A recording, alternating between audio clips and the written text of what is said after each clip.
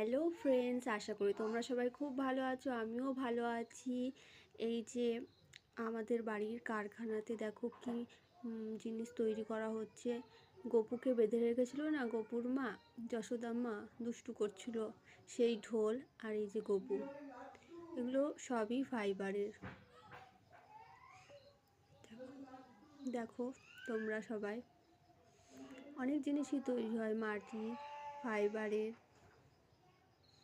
পেছনে ঢাকা আছে, ওটা হলো গরু তৈরি হচ্ছে। দেখো কাছ থেকে দেখাচ্ছি তোমাদেরকে, দেখেছো কি সুন্দর ডিজাইন।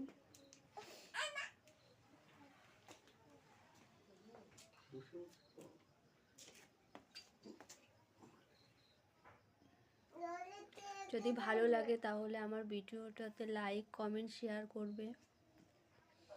আমাদের বাড়িতে আরও জিনিস তৈরি করা হয়, এগুলো ফাইবারের, মাটির।